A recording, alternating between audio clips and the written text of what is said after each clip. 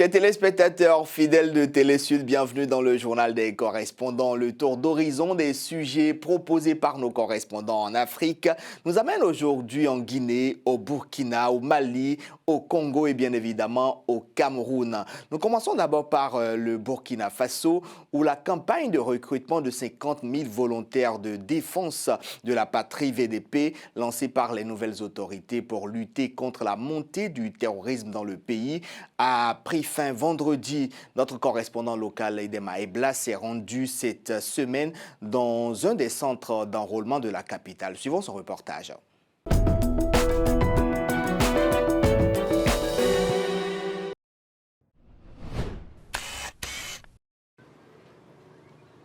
Il est 9h à Ouagadougou dans l'arrondissement 44. Souleymane Bayeri, réserviste, se sent interpellé par un appel patriotique. Je vais au gouvernorat pour m'enrôler au VDP afin de compléter les FDS pour combattre le terrorisme qui nous a été imposé. Au gouvernorat du centre, nombreux sont ces candidats qui patientent pour répondre à l'appel du pays. Devenir VDP, volontaire pour la défense de la patrie pour apporter leur pierre à la lutte contre le terrorisme. Je suis plus que conscient parce que déjà je sais qu'à partir de Ouaga, on ne peut plus faire librement plus de 100 km sans avoir la peur au cœur. Vaut mieux de venir défendre ton pays que de rester à la maison pour ne rien faire pour ton pays. Je ne connais pas Manuel Lam, mais on dit qu'on va nous former à Manuel Lam. Bon, si on nous a formés, on sait comment pour Manuel Lam là, ça va beaucoup nous aider. Le travail de l'enrôlement se fait dans la discrétion la plus grande absolue. L'administration s'est prêtée à nos questions hors caméra. Un dispositif censé répondre à l'urgence sécuritaire dans un pays contrôlé à 40% par des groupes djihadistes mais qui représente de nombreuses failles, expliquent les observateurs avisés de la politique burkinabé. Je peux être d'accord avec le principe, mais tel que ça se passe, il y a des hicks. Le premier hic, c'est ceux qui vont s'enrôler déjà en amenant les médias, soit en se disant que je vais galvaniser les uns et les autres. Je ne veux pas qu'on frôle du populisme dans l'enrôlement pour être VDP. Le deuxième hic, la formation de ces VDP va durer 2 semaines. Alors, pour manipuler une arme, pour avoir l'endurance militaire ou pour avoir l'endurance tout court, 2 semaines de formation, c'est quand même un peu peu. C'est vrai que nous sommes dans l'urgence. Notre pays traverse une période difficile, mais il faut aussi qu'on soit prudent. Il ne faudrait pas qu'on fabrique des chairs à canon. Il ne faut pas qu'on envoie des inexpérimentés, des novices sur le terrain et après ça nous cause énormément de problèmes. Parce que cette question d'enrôlement dans les VDP, ça doit être encadré pour que demain, personne ne dise que j'ai été handicapé en allant défendre la nation, que personne ne retourne le couteau contre l'État. Sur les 50 000 volontaires attendus, environ plus de 30 000 sont déjà inscrits sur la liste et cela ne concerne que la région du centre. Parmi ces candidats, femmes et personnes âgées viennent également se faire enrôler. En Guinée, c'est une tendance qui blesse les victimes du massacre du 28 septembre, avocats et activistes de défense des droits de l'homme. Alors que le procès de ces exactions qui ont fait des centaines de morts est ouvert, des utilisateurs de réseaux sociaux se permettent de reprendre des montages parodiques. Ces imitations de témoignages des accusés font réagir à Conakry. Sayan Kourouma.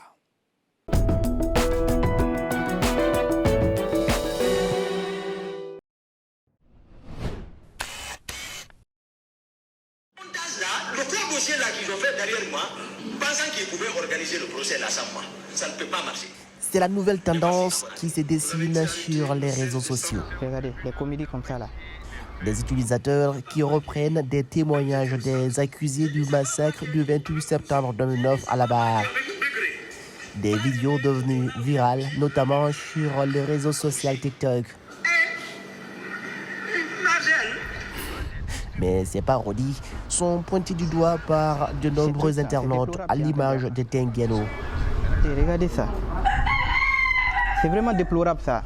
Il y a eu mort d'homme le 28 septembre. Il y a eu des cas de viol le 28 septembre. et il y a eu des choses très atroces qui se sont déroulées. Donc je pense qu'on ne doit pas faire la comédie sur ces des choses. Des défenseurs des droits de la gente féminine montent également au créneau et dénoncent ces reprises de témoignages des accusés. Pour le club des jeunes filles leaders de Guinée, ce n'est pas le moment de la distraction. Là, moi, je pense qu'on est en train de parler de pertes en vies humaines, des femmes qui ont été battues, violées. Il y a des femmes jusqu'à présent qui n'osent pas aller au stade parce qu'elles sont traumatisées. Donc moi, je pense que c'est vraiment pas amusant que des personnes se permettent de s'amuser sur des réseaux sociaux en faisant des vidéos, voire même nos pays voisins qui se mettent dans la danse avec nous pour s'amuser. Il faudrait qu'on soit sérieux là-dessus pour que justice soit faite. Vous l'avez rencontré au stade. Faire du show autour de la douleur des victimes est aussi condamné par l'un des avocats de la partie civile. Maître Alpha Amadou Dès parle de respect de la mémoire des disparus. Plus d'une centaine de personnes ont été tuées, donc nous pensons qu'il est important que les gens se ressaisissent sur les réseaux sociaux et comprennent que ce n'est pas du théâtre qui est en train d'être déroulé dans la salle d'audience et que les victimes méritent du respect par rapport à ce procès. L'avocat des victimes appelle à la responsabilité pour que ce procès, qui est suivi partout, ne soit pas un objet de risée des réseaux sociaux. Un procès qui devrait d'ailleurs permettre de faire la lumière sur l'une des affaires juridiques les plus importantes de l'histoire du pays.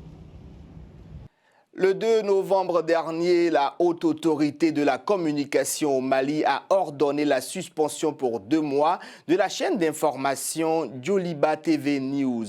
L'instance de régulation reproche aux médias des propos diffamatoires à l'encontre des autorités du pays dans un éditorial diffusé le 30 septembre. Une décision décriée par les acteurs de la chaîne et les fêtières de la presse du pays. Bouraïma Solo.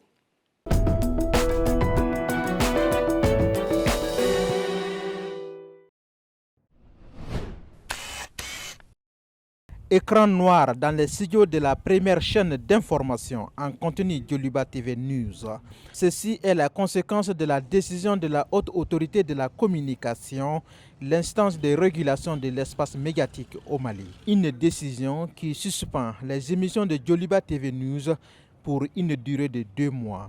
Et pour cause, l'organe de régulation reproche à l'émission L'éditorial diffusé le 30 septembre dernier de colporter des propos diffamatoires et des accusations infondées concernant l'instance de régulation, les menaces sur la liberté d'expression dans le pays et les autorités de la transition. Pour le personnel de la chaîne, la Haute Autorité de la Communication s'est montrée trop sévère dans sa décision. Elle a passé un peu à côté en fermant Joliba. C'est sévère pour moi. C'est aller à l'excès, je veux dire, parce que quand tu décides de fermer une chaîne, c'est comme si tu décides de mettre fin à la liberté de la presse dans un pays. Pour l'auteur de l'éditorial, il n'y a pas eu de manquement à l'éthique et à la déontologie dans son travail. Du moins, c'est l'avis des pairs, précise-t-il. Puis on a l'habitude de dire que journaliste, notre tribunal c'est notre conscience et nous ne reconnaissons en matière professionnelle que la juridiction des pairs. Et les pairs, tous les journalistes, les confrères ont regardé, ont visionné l'élément incriminé par la HAC et n'ont rien trouvé à reprocher à l'éditorial incriminé par la HAC. Ce directeur de publication du journal La Preuve abonde dans le même sens que l'éditorialiste de Joliba TV News. Pour lui aussi, l'instance de régulation est sortie de son rôle. C'est avec inquiétude que nous avons pris cette décision de suspension de la télévision. Surtout quand on se réfère sur une partie de la lettre de la HAC où on dit que l'édito utilise des tons péjoratifs contre les autorités.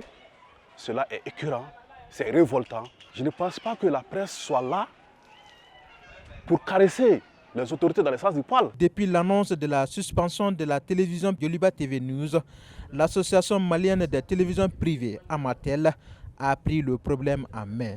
L'association espère une probable annulation de la suspension. Donc nous venons de quitter la HAC tout à l'heure. Nous nous sommes entretenus avec les responsables de la HAC, notamment le président accompagné de ses membres. Et la rencontre s'est très bien passée. Donc je pense que dans les jours à venir, ça ira. L'entretien qu'on a eu à faire aujourd'hui est très satisfaisant. Depuis l'annonce de la mise en demeure de la chaîne jusqu'à sa suspension, la presse malienne n'a pas cessé d'alerter d'une possible menace à la liberté de presse au Mali.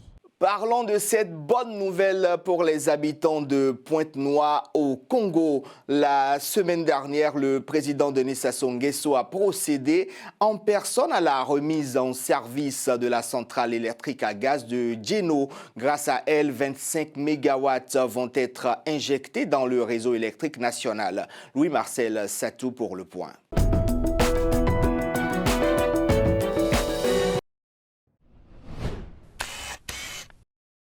Dans le département de Pointe-Noire, conformément à son agenda de travail, le président de la République, Denis Sassou Nguesso, a procédé à la remise en service de la centrale électrique à gaz de Djeno. Celle-ci intervenant 21 mois après ses travaux d'extension exécutés par la société turque AXA Énergie Congo. 25 MW vont être injectés dans le réseau électrique national, 50 MW à moyen terme dans le but de renforcer l'offre de l'énergie dans le pays. Avec cette centrale, le Congo apporte une contribution sans cesse croissante dans le cadre de la boucle de l'amitié énergétique interconnectant la République du Congo, la République démocratique du Congo et la République d'Angola, a indiqué le ministre de l'Énergie et de l'Hydraulique, Émile Ouosso.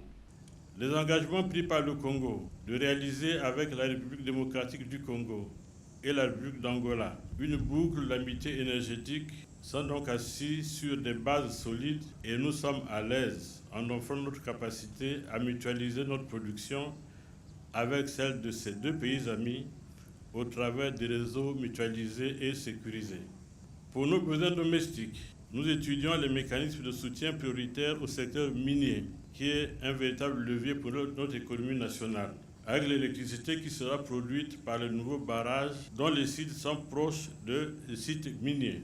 Le président de la République a également visité le site d'exploitation de la société pétrolière chinoise Wingwa, une entreprise intégrée dans le secteur de l'énergie, tout en combinant chimie, pétrochimie, matières premières et mines. Il est installé au Congo depuis mars 2015. Le projet connexe d'aquaculture, dont l'objectif est la reproduction des alevins de poissons, a marqué un terme à cette visite de Denis Sassou Nguesso.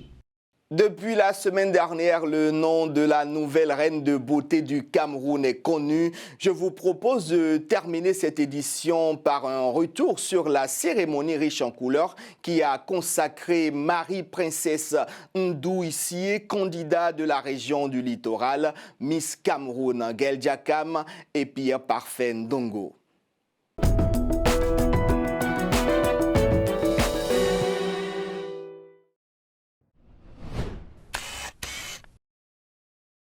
Qui sera Miss Cameroun 2023? La candidate numéro 10.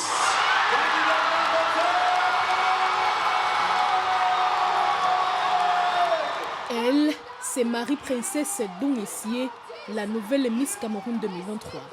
Couronnée au terme de la finale disputée dans la nuit de samedi à dimanche au Palais Polyvalent des Sports de Yaoundé, la candidate du littoral remporte cette grande compétition nationale face aux 18 autres candidates.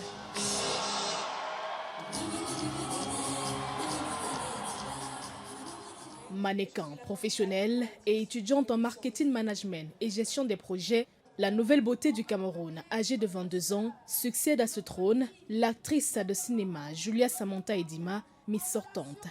À ses côtés, Mona Lisa Moukete, première dauphine, et Raïssa Ngele, deuxième dauphine, représentant respectivement les régions du sud-ouest et de l'ouest Cameroun. Déjà pour moi, c'est un rêve qui se réalise.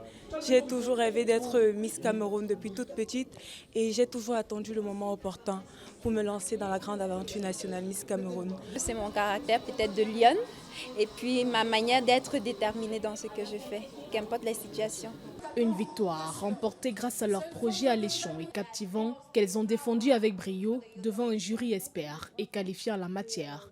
Mon projet est l'éducation de la femme en cancérologie du sein, donc le cancer du sein. Nombreux sont nos sœurs qui ne s'éduquent pas sur celui cancéreuse-là. Et aujourd'hui, on se retrouve avec plusieurs cas de cancer du sein au Cameroun.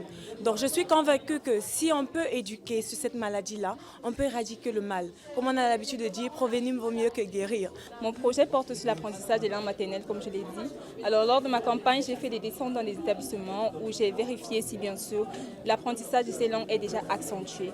Et par le biais du ministère des Arts et de la Culture, j'espère bien que ce projet sera implémenté par la suite dans des différentes régions. On donnera cours dans des différents établissements des langues maternelles. Ces beautés du terroir ont su offrir à l'assistance présente un spectacle géant à la dimension de ce rendez-vous culturel. Une cérémonie très courue, rehaussée par la présence remarquable de la première dame du Cameroun, Chantal Biya, venue apprécier à sa juste valeur le choix du peuple camerounais à la plus grande satisfaction des heureux élus.